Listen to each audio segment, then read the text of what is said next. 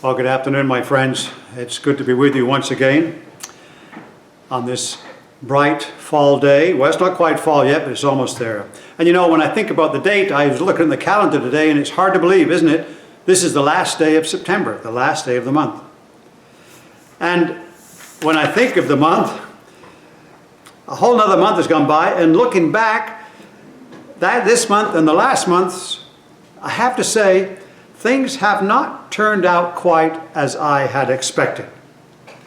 For example, my wife and I had a trip to Europe planned a month or so ago, and that didn't happen, obviously, because we weren't able to travel. And then Pastor Lynn and Pastor Winston both retire, and suddenly I'm here, taken over on an interim basis. Not that I'm disappointed about that. In fact, I'm very happy about it. I'm glad to serve and be of service to you and to serve the Lord in this capacity. But things didn't go quite as I had planned. And many of you had things you were hoping for last month, and they didn't go quite as planned either. You know, we're in a strange time in our history, aren't we?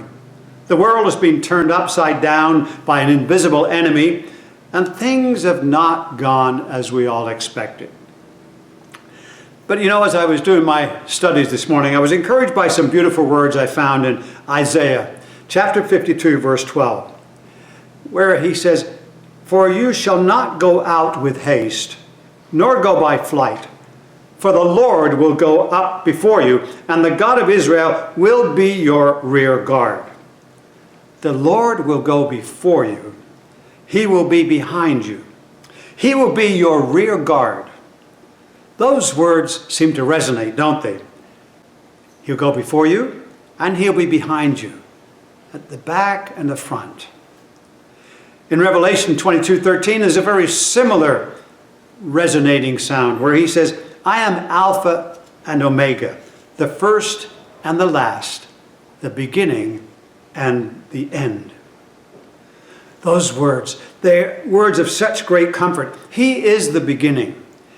He goes before us. He is the end. He is behind us. He's got our back. We are enshrouded by his presence from the start of the month to the end, from the start of our day to the end, from the start of our lives to the end. In Revelation 1:17, he says, "Do not be afraid.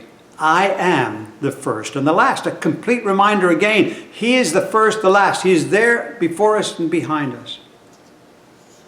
Have you looked back over the last month and felt perhaps a little disheartened or disappointed over what could have been because things didn't quite turn out as you had expected or hoped?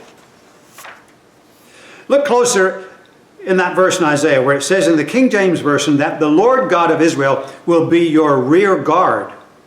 Now, the Hebrew word used for that rear guard means a gatherer.